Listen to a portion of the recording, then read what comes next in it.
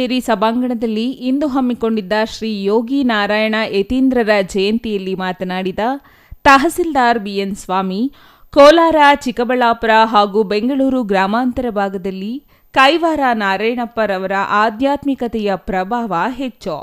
ಅವರ ಕೀರ್ತನೆಗಳು ಜನಜೀವನದ ವಾಸ್ತವಕ್ಕೆ ಹಿಡಿದ ಕನ್ನಡಿಯಂತಿದ್ದು ಸರಳವಾಗಿ ಎಲ್ಲರಿಗೂ ಅರ್ಥವಾಗುವುದರಿಂದ ಹೆಚ್ಚು ಜನಪ್ರಿಯಗೊಂಡಿವೆ ಎಂದರು. ಯೋಗಿ ಕೈವಾರ ನಾರಾಯಣಪ್ಪ ತಾತಯ್ಯನವರು ನಮ್ಮ ನಿಮ್ಮಂತೆ ಸಾಮಾನ್ಯರಾಗಿದ್ದು ಸಹಜವಾದ ಸಾಂಸಾರಿಕ ಬದುಕನ್ನು ನಡೆಸುತ್ತಿದ್ದವರಾದರೂ ನಂತರ ಅವರ ಇಡೀ ಬದುಕನ್ನು ಸಮಾಜದ ಉದ್ಧಾರಕ್ಕಾಗಿ ಮುಡಿಪಾಗಿಟ್ಟ ಮಹನೀಯರಾಗಿ ಇತಿಹಾಸದ ಪುಟಗಳಲ್ಲಿ ಅವರು ಅಜರಾಮರರಾಗಿದ್ದಾರೆ ಎಂದರು.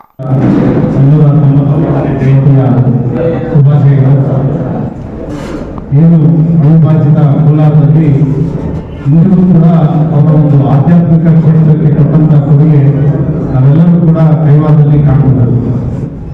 299 ವರ್ಷ ಆದರೂ ಕೂಡ ಇವತ್ತು ಅವರ ಒಂದು ಚಿಂತನೆಗಳು, ಅವರ ಕೀರ್ತನೆಗಳು, ಅವರ ಆಧ್ಯಾತ್ಮಿಕ ಕ್ಷೇತ್ರಕ್ಕೆ ಕೊಟ್ಟಂತಹ ಕೊಡುಗೆಯಿಂದ ಅದೊಂದು ಪ್ರವಾಸ ಕ್ಷೇತ್ರವಾಗಿ ಇಂದು ಹಲವಾರು ಸಾವಿರಾರು ಜನರು ಪ್ರತಿನಿತ್ಯ ಕೈವಾರಕ್ಕೆ ಭೇಟಿ ನೀಡುತ್ತಿದ್ದಾರೆ. ಯಾವುದೇ ಒಂದು ಸಮಾಜ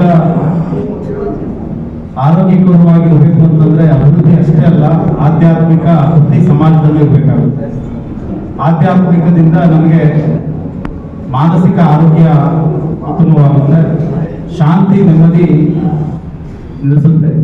ಅದರಲ್ಲೂ ಈ ಆಧುನಿಕ ಜಗತ್ತಿನಲ್ಲಿ ಪ್ರತಿನಿತ್ಯ ನಮ್ಮ ಒಂದು ಬಿಸಿ ಶೆಡ್ಯೂಲಲ್ಲಿ ನಮ್ಮಲ್ಲಿ ಏನು ಆತ್ಮ ಒಂದು ಅವಲೋಕನ ಆಗುವಂತಹ ಒಂದು ಕೆಲಸ ತುಂಬಾ ಕಡಿಮೆ ಆಗ್ತಾ ಇದೆ.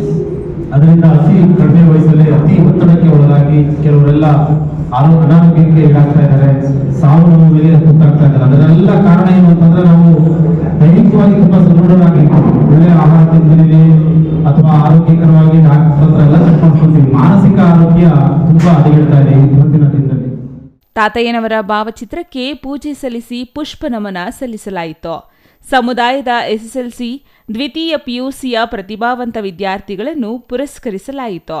ನಗರದ ಚಿಂತಾಮಣಿ ರಸ್ತೆಯಲ್ಲಿರುವ ಆಂಜನೇಯ ಸ್ವಾಮಿ ದೇವಾಲಯದಿಂದ ಶ್ರೀ ಯೋಗಿ ನಾರಾಯಣ ಯತೀಂದ್ರರ ಭಾವಚಿತ್ರವಿರುವ ಪಲ್ಲಕ್ಕಿಯ ಮೆರವಣಿಗೆಯನ್ನು ಊರಿನ ಮುಖ್ಯ ರಸ್ತೆಗಳಲ್ಲಿ ಕಲಾ ತಂಡಗಳೊಂದಿಗೆ ಮೆರವಣಿಗೆ ನಡೆಸಲಾಯಿತು. ಛಾಯಾ ರಮೇಶ್, ಸಿಟಿವಿ ನ್ಯೂಸ್, ಶಿಡ್ಲಘಟ್ಟ.